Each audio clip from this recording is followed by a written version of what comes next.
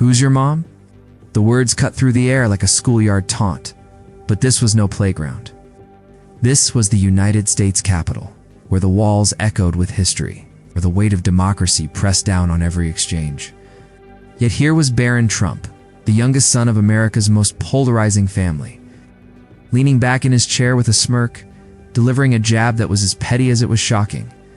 For a moment, the entire chamber seemed to freeze. Pens stopped scratching. Reporters blinked twice to make sure they'd heard correctly. A senator shifted uncomfortably, glancing at the cameras already trained on the confrontation. This wasn't just another political debate. This was a spectacle and insult, too juvenile for the setting, too personal for the context, and too revealing of the arrogance that powered it. The cameras zoomed in. You could almost hear the electric crackle of anticipation in the silence that followed. Would Jasmine Crockett, the firebrand from Texas known for her sharp tongue and unflinching presence, let it slide? Would she answer with anger? Or would she dismantle the insult with the calm precision of a surgeon? The audience watching from home leaned forward. Clips were already being trimmed in real time, editors marking the timestamp where the insult landed. Millions who had later scrolled their feeds were about to see this moment replayed again and again. Barron, perhaps sensing the power of his provocation, let the smirk linger. His eyes darted around as if daring Crockett to swing back, daring her to step into the trap of looking emotional. But Crockett didn't flinch. She simply looked at him, a measured pause stretching seconds into an eternity, her face betraying neither rage nor amusement. It was in that pause that the true drama began. Because everyone in that room and everyone who would later watch New Crockett wasn't about to let this pass. She was calculating, waiting, pulling back the bowstring of her reply. And in that instant, the chamber wasn't just waiting for words. It was waiting for history. What happened in the next 10 seconds would silence the room and ignite the internet to the casual ear. Barron Trump's line might have sounded like a throwaway joke, a teenager's smirk, a quip tossed into the heat of a hearing. But in that chamber, under those lights, before a nation on edge, it was never just a joke.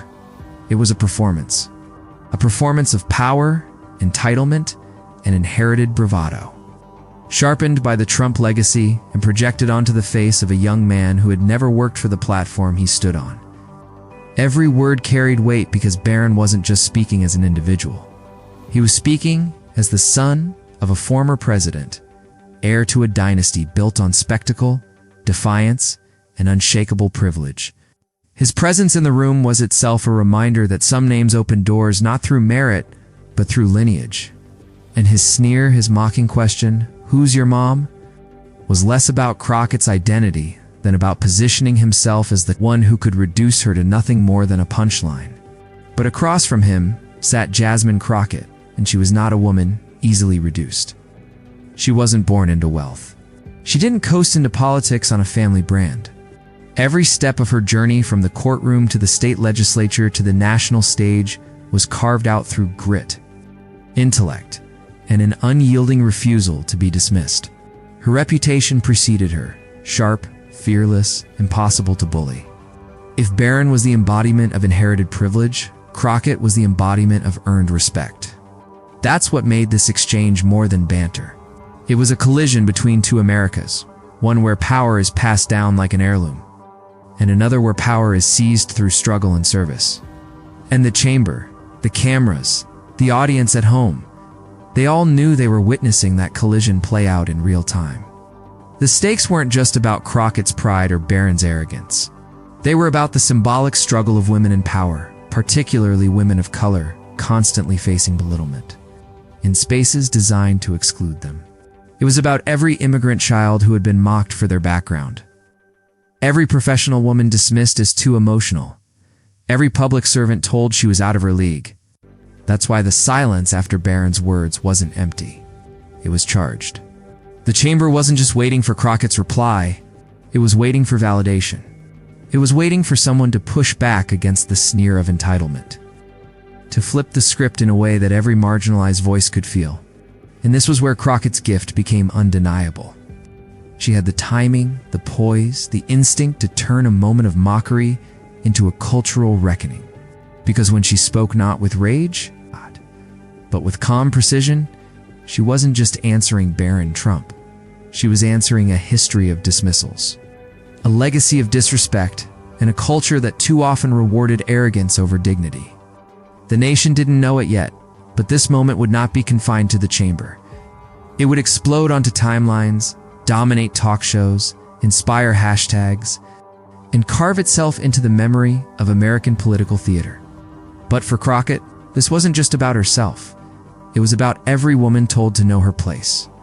To understand why Barron Trump's insult carried such sting, one has to understand the life that shaped him. He was not raised in the shadows of struggle or the grind of anonymity. From the moment of his birth, he was cocooned in wealth, surrounded by the marble and gold of Trump Tower, the protective arm of Secret Service agents, and the privilege of a family name that demanded headlines long before he could speak. Where most teenagers fight for attention in crowded classrooms, Barron was born into the spotlight. The son of a president and a former first lady, his childhood unfolded under the constant gaze of cameras. Every expression was analyzed, every gesture memed, every public appearance dissected. The world watched him grow, and unlike most young people who stumble in private, Barron stumbled in front of millions, shielded, yet always visible.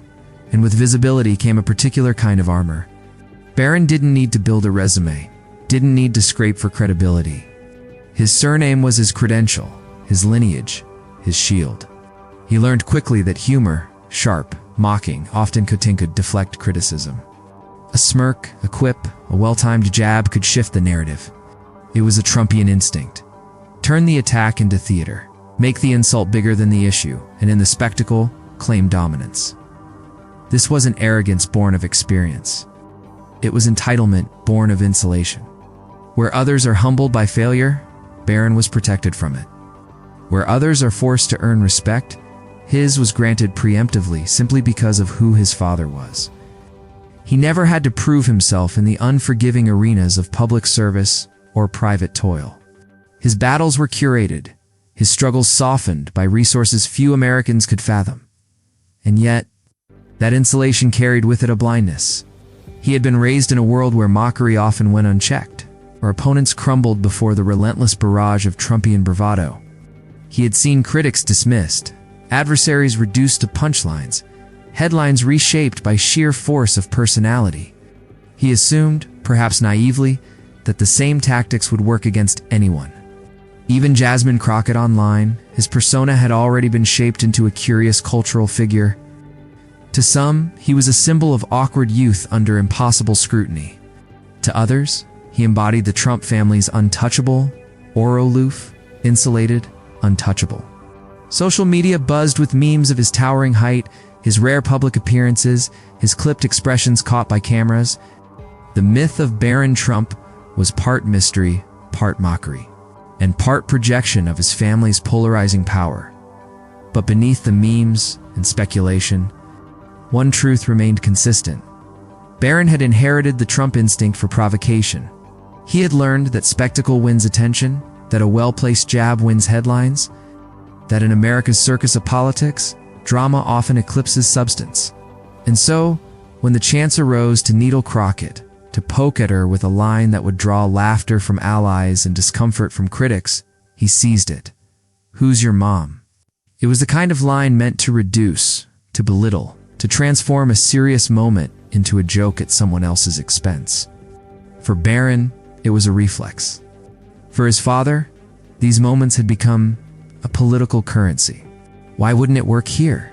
Why wouldn't Crockett falter under the weight of mockery, as so many before her had? But this is where dramatic irony cuts sharpest. Because while Barron believed he was following a well-worn playbook of ridicule and dominance, he had misjudged his opponent. He mistook Crockett for another name to be steamrolled, another target to be memed, another figure unprepared for the sting of public humiliation. What? He didn't understand what his upbringing had failed to teach him was that some opponents are sharpened by the very disrespect that others wilt under. That some voices, particularly those forged in the fires of exclusion and dismissal, rise higher when mocked. Barron had seen arrogance work as a weapon. He had never seen what happens when arrogance collides with dignity. So as the chamber braced for Crockett's response, as the cameras leaned in closer, Barron wore his smirk with confidence. He thought he had won before the battle began, but Barron had no idea who he was up against. Jasmine Crockett's story is not the story of someone born into corridors of power. It is the story of someone who built her own corridor brick by brick, while others tried to shut the doors. Raised far from the golden insulation of privilege, Crockett's roots were grounded in the working-class realities of Texas, where grit wasn't a slogan, it was survival.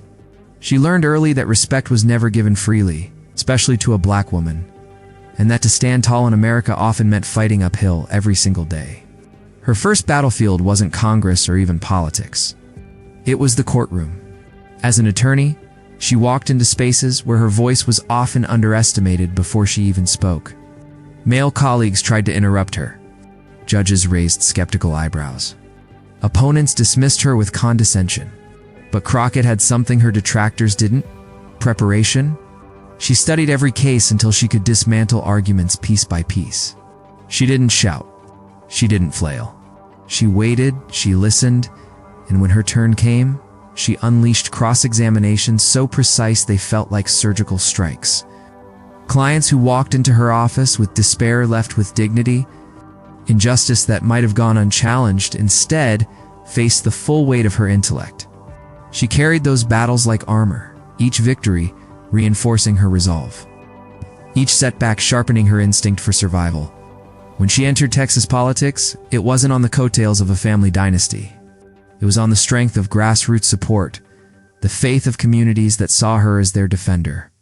In Austin, she developed a reputation quickly, the woman who wouldn't back down. The representative who spoke with the ferocity of someone who had lived the struggles she described. Reporters noted her style, fiery yet methodical, sharp yet composed. She wasn't afraid of confrontation, but she wielded it strategically, like a seasoned litigator who knew timing was everything. Her opponents underestimated her at their peril. More than once, a seasoned political figure tried to corner her in debate, assuming that raising their voice or flexing their resume would silence her. Instead, they found themselves unraveling. Tripped by her precision, exposed by her ability to flip arrogance into vulnerability. She didn't just argue. She dismantled. She didn't just respond. She transformed attacks into lessons that resonated far beyond the chamber. It wasn't only her intellect that drew admiration, but her resilience. Crockett bore the weight of stereotypes designed to box her in. She had been called angry, too aggressive, unpolished.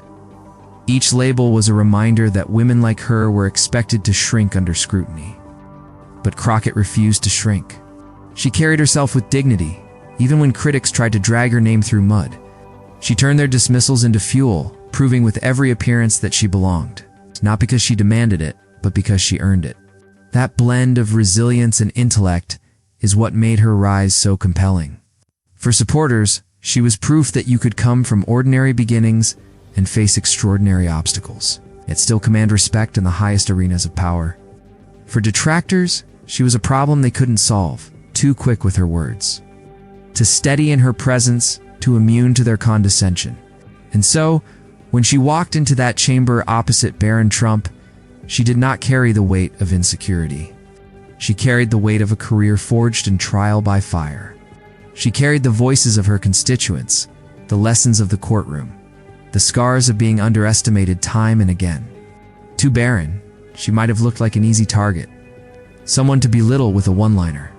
To those who knew her history, that assumption was laughable, because Crockett had faced opponents far more formidable than a smirking heir to a political dynasty. She had taken on seasoned lawmakers, entrenched systems, and injustices far older than Barron himself. And each time, she hadn't just survived. She had turned confrontation into vindication. That's why her silence in the seconds after his jab wasn't hesitation. It was calculation. She had learned the value of timing. In a courtroom, a pause before a devastating question could make a witness crumble. In politics, a measured breath before delivering a line could shift the entire energy of the room. Crockett understood the theater of power, and she knew exactly how to use it. Her supporters often said that she carried two weapons into every battle: preparation and words. And in that chamber, facing Barron's smirk, she was prepared. She had been preparing her entire life for moments like this, where dignity was tested by arrogance, where truth was pitted against mockery. So when Barron tried to clown her with a childish line, he unknowingly triggered her sharpest weapon: words. The moment after Barron's insult hung heavy in the chamber, silence crackled like static before a storm. For most, that would have been the end of it. A cheap shot, quickly forgotten. But Barron wasn't finished. Emboldened by the faint chuckles from a few allies behind him, he leaned in again. Riding the wave of his own arrogance, "Relax," he muttered with exaggerated casualness, as though Crockett's very presence were overreaction incarnate. "Don't get too emotional." The jab was deliberate, designed to chip away at her composure, to push her into the stereotype his side of the aisle loved to weaponize. It was a play straight from a tired script label. A woman in power is emotional. Did you strip her authority before she can even respond? Crockett didn't flinch. She folded her hands on the table, eyes steady, expression unreadable. Every second she withheld her words, the tension tightened like a coiled spring. Barron, mistaking patience for weakness, pressed again. "I mean, if you can't handle a joke?" His voice trailed off, dripping with feigned innocence. He was baiting her, daring her to snap, to lose the calm that had already begun to rattle him more than he realized. Around them, the energy in the room shifted. A senator shifted in his seat, clearly uncomfortable. A reporter stifled a laugh, pen hovering above the page as if waiting for the explosion that would make tomorrow's front page. Staffers traded knowing glances, whispers fluttering at the edges of the chamber. Everyone could feel the stakes rising, the sense that this wasn't just banter anymore. It was a duel. And what made it cinematic was how different the two players looked in that duel. Barron, restless, cocky, throwing out jabs as though he were untouchable. Crockett, still composed, her silence speaking louder than his words. It was as if they were locked in a chess match, each move measured not just for the moment, but for the trap it might set 3 moves ahead. Barron thought he was playing checkers. Crockett was playing chess. Every new jab he lobbed only made the room lean closer, toward her waiting. Every smirk that stretched across his face only underscored the arrogance dripping from his words. And with each passing second, it became clearer that Crockett wasn't silent because she was unsure. She was silent because she was loading the chamber. The anticipation was unbearable. Phones tilted higher to capture the scene. Viewers at home were glued to their screens, a collective breath held in suspension. They had seen Crockett do this before. Wait. Watch. Then strike with a line so sharp, it left her opponent fumbling. The only question was when. Barron leaned back, smirk widening. "See?" he said, his voice loud enough to echo. Nothing to say, and that was when the trap snapped shut. She moved, not with the haste of someone caught off guard, but with the calm precision of someone who had been waiting for exactly this moment.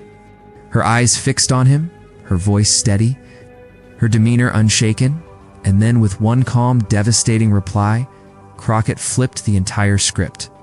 Crockett finally leaned forward, her voice cutting through the air like a blade through glass. There was no raised tone, no anger, just precision. The kind of tone lawyers use when they already know the answer to the question they're asking. "Barron," she began, letting his name linger for a fraction of a second longer than necessary. Her voice was calm, unhurried, almost disarmingly gentle, the kind of delivery that makes the listener brace for what's coming. "You asked me, who's your mom?" She paused. A pause so deliberate, it wasn't silence, it was punctuation. The room stilled. Every eye shifted from Barron's smug grin to the Congresswoman's measured composure. "Well," Crockett continued, tilting her head slightly, "the difference between me and you is that I didn't get here because of my mom." The words landed like a hammer. No shout, no theatrics. Just surgical precision. Barron blinked. His grin faltered, the smirk twitching at the corner of his lips. He hadn't expected her to use his own childish line as a scalpel to slice into the very foundation of his identity. Crockett didn't rush. She let the weight of her first strike sink in before pressing forward. I didn't get handed a famous name. I didn't get the golden ticket that comes with it. I earned my place here. Case by case, vote by vote, fight by fight. Her tone sharpened, not louder but firmer, as though each phrase was hammered into stone. And you walked in with cameras waiting, with doors already open, with an entire empire built before you even learned how to spell your last name. A gasp rippled through the room. A staffer dropped their pen. Even senators shifted uncomfortably, some averting their eyes, others smirking at the clean brutality of her point. Barron opened his mouth, but nothing came out. He shifted in his seat, the arrogance draining. Placed by something roar. Exposure. Crockett, unfazed, pressed the blade deeper. You see, when I walk into this room, I bring my work, my record, my truth. And when you walk into this room, she let the silence stretch 3 seconds, maybe 4, long enough for the audience to lean forward, hanging on her words. You bring your dad? The chamber erupted. A low rumble of gasps, muffled laughter, and even an audible "oh my God" from somewhere in the back. Phones shot up like a wave, cresting over the room. Every angle scrambling to capture the moment. And still, Crockett wasn't done. Who's my mom? She repeated, leaning slightly closer, her eyes locked on Barron's now ashamed face. Doesn't matter. Because my name, my fight, my career, they stand on their own. No family tree required. The smirk was gone. Barron's lips pressed into a thin line, his eyes darting around the chamber as if searching for backup that wasn't coming. The same crowd that had chuckled at his joke moments earlier now recoiled from him. Unwilling to be associated with the smoldering wreckage of his failed insult, Crockett sat back in her chair. Not triumphant, not gloating, simply composed, as though she had just delivered a closing argument and knew the jury's verdict was already sealed. The silence that followed wasn't empty.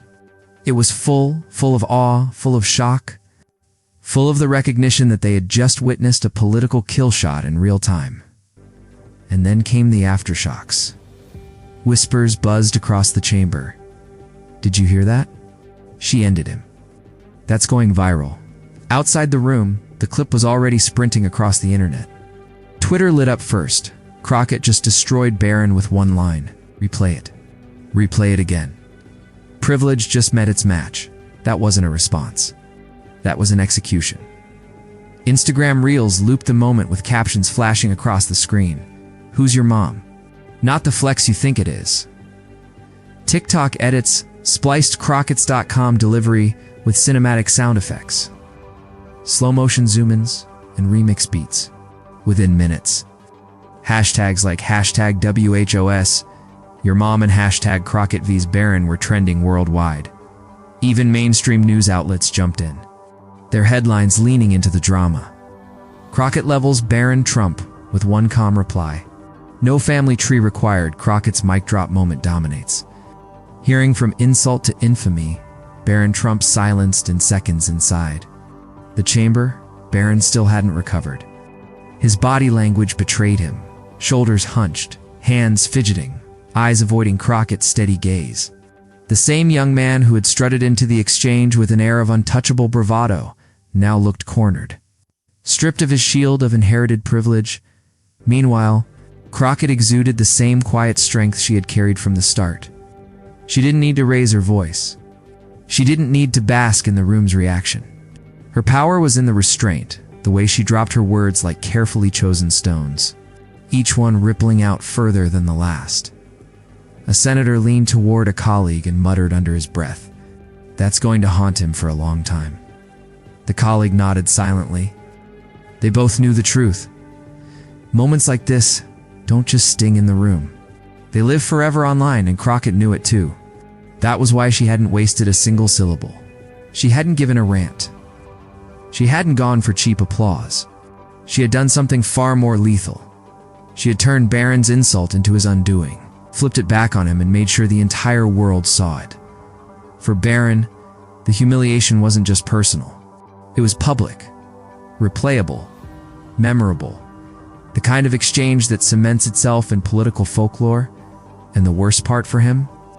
By the time he realized what happened, the moment was already immortalized online. Asterisk, the moment Crockett's reply left her lips. The chamber may have fallen silent, but outside those walls, the noise was deafening. Social media detonated like a firework display at midnight. Hashtags exploded. Hashtag WHOS. Your mom shot up the trending charts within minutes.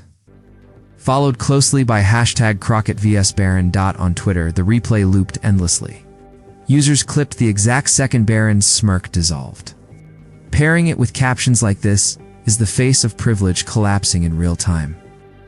One meme split the screen into two panels. Barron sneering, "Who's your mom?" On top, Crockett's icy comeback below, stamped with the words "checkmate." Another viral edit showed Crockett dropping her line as if it were a wrestling finisher. The crowd gasps, synced with roaring arena sound effects. TikTok creators flooded the platform, remixing the moment into skits, duets, and musical drops. Some paired it with hip-hop beats, others with dramatic slow-motion zooms. One creator froze the scene and added bold text. When you realize your last name isn't enough, that single video hit 1 million views overnight. Instagram, Reels, and Stories carried the same wave. Side-by-side reaction videos surfaced, college students screaming at their screens, immigrant moms nodding with pride, young women whispering, "She said it like it was scripture." The cultural resonance was instant. Asterisk late-night talk shows smelled blood in the water. Comedians pounced. One host quipped. Barron asked, "Who's your mom?" And Crockett basically said, "Not the one who has to bail me out of scandals every week." The audience roared. Another deadpan Barron Trump brought a nursery rhyme to a courtroom debate, and Jasmine Crockett brought a scalpel. Everywhere you looked, the story was impossible to escape. Cable news networks rolled the clip on repeat. CNN framed it as the generational clash that went. Viral MSNBC highlighted it under a segment titled, "Words That Landed Like Thunder." Even networks typically cautious about mocking the Trump family replayed it. The silence in the chamber echoing through prime time, asterisk the commentary, deepened the narrative. Analysts dissected Crockett's composure, her timing, her ability to land a blow without raising her voice. It wasn't just what she said, one panelist explained. It's how she said it with surgical calm. That's why it cut so deeply. Public perception shifted quickly. Crockett wasn't just a congresswoman anymore. She was a symbol. Commentators described her as the embodiment of resilience and dignity, standing tall against arrogance. She was framed as a truth-teller who spoke for every woman who'd ever been dismissed, every professional who'd ever been underestimated, every voice told to step aside. Barron, meanwhile, found himself swimming in humiliation. His defenders tried to spin it as youthful banter, an innocent joke. But the internet was unforgiving. Screenshots, GIFs, and memes immortalized his paling face. His frozen silence, the instant he realized the joke had ricocheted back at him. What was supposed to be a mocking jab turned into a digital scar. Asterisk, even celebrities weighed in. Actors, musicians, athletes, they all joined the chorus. One pop star tweeted, "Jasmine Crockett for the win. .com. Sharp. Lethal." A Hollywood director posted a slowdown. Black and white edit of the exchange. Captioned Oscars material. Activists praised her for turning mockery into a movement. Politicians chimed in too. Allies congratulated her publicly, calling it a defining moment for her career. Even some rivals admitted off the record that it was one of the cleanest takedowns they'd seen in years. For a brief moment, partisan divides blurred under the undeniable weight of the exchange. But the shockwaves reached further than entertainment or politics. They tapped into culture itself. Students debated it in classrooms. Professors cited it as an example of rhetoric under pressure. Parents showed it to their daughters as proof of how to hold your ground without losing your cool. And through it all, Crockett remained steady. She didn't gloat on social media, didn't spike the ball, didn't dance in the end zone. She let the moment breathe on its own. Her silence only amplified the spectacle, giving space for the world to replay it, interpret it, and claim it. Because what the world saw wasn't just a clapback. It was a cultural spark. A reminder that arrogance can crumble in seconds, and dignity can command the room without ever shouting. But what the world didn't know, not yet, was that Crockett wasn't finished. She had taken Barron's childish insult and turned it into a viral sensation. And now, she was about to do something even more powerful. Because for Crockett, this wasn't just about silencing one young man in one room, it was about transforming the moment into a message the world wouldn't forget. A message that was only just beginning. But Crockett wasn't done. She turned her clapback into something bigger. Asterisk. The headlines could have stopped at the clapback. The memes alone could have cemented the moment forever.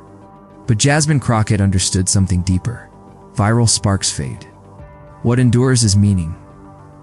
So when she stepped before the cameras a day later, she wasn't there to bask in the afterglow. She was there to anchor the moment in something larger than herself. Reporters crowded close. Microphones clustered like a bouquet of black steel. "Congresswoman, what was going through your head when Barron Trump mocked you?" one asked. Crockett didn't flinch. She spoke with the same calm precision she had shown in the chamber. "I've spent my whole life being told where I belong, in courtrooms, in classrooms, in Congress, and every time I've had to prove that my voice mattered. What happened yesterday wasn't about me. It was about every woman, every immigrant, every person of color who's ever been told to know their place." The words rippled outward. Networks carried them live. Social feeds clipped them instantly. What had been a takedown became a manifesto. Crockett reframed a petty insult into a universal truth. Dignity is not negotiable. She didn't raise her voice. She didn't call names. Instead, she spoke about her roots, the daughter of working-class parents who taught her that respect isn't handed down. With a family name, it's earned. She invoked the history of women silenced in boardrooms, immigrants mocked in classrooms, communities written out of the story of America. And in that moment, Crockett did more than defend herself. She stood in for millions. The symbolism was undeniable. Barron Trump had tried to drag her down to a playground level, mocking her with a childish sneer. Crockett elevated the exchange into a lesson, not just for him, but for the entire country. She showed that arrogance collapses under the weight of truth, that grace under fire is a form of power stronger than any insult. Commentators noted the brilliance of her pivot. She didn't just win the moment, one analyst explained. She transformed it into a parable about who we are as a nation. That's why it resonated, and resonate it did. Churches quoted her words in Sunday sermons. Teachers printed them on classroom posters.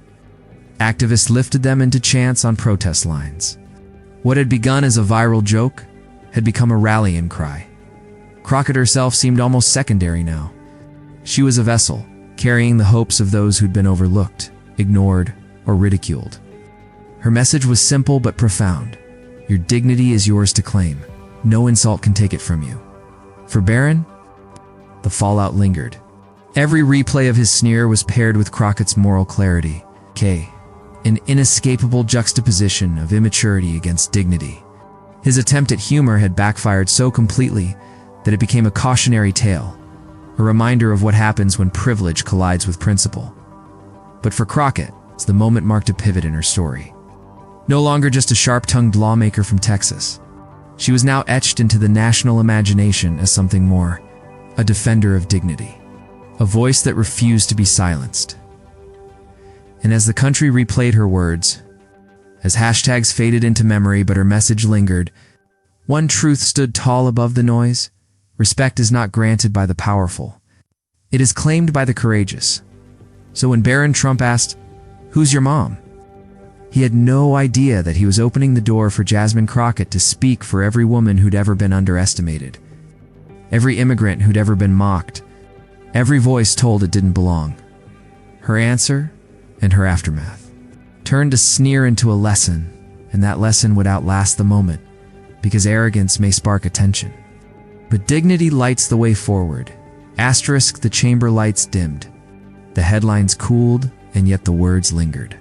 Jasmine Crockett had taken a childish taunt and transformed it into a cultural moment. She didn't just silence Barron Trump. She reminded America that power without humility is nothing. And dignity spoken aloud can echo far longer than arrogance ever could. This is why people couldn't stop sharing the clip. Why hashtags burned so hot across the internet? Because deep down, we all crave those rare moments when truth stands taller than privilege. When composure defeats mockery, when a single voice changes the room, and that's exactly what happened here. For every woman told to smile quieter, every immigrant told to blend in, every dreamer told they didn't belong, Jasmine's words rang out like a bell. She didn't just answer for herself. She answered for millions, but the story doesn't end in that chamber. It continues with us. The dignity she embodied becomes stronger every time we refuse to be silenced. Every time we share a story that cuts through arrogance. Every time we amplify voices that power would rather ignore. So if this moment resonated with you, if you believe dignity speaks louder than entitlement, don't just watch, be part of the echo. Share this story with someone who needs to hear it. Pass it on to remind the world that arrogance may rise, but it will always fall in the face of truth. And subscribe to this channel if you stand with voices who won't back down, who turn insults into lessons, who transform sneers into sparks of change. Because this isn't just one viral moment. It's the beginning of something bigger in the next chapter. That's ours too, right?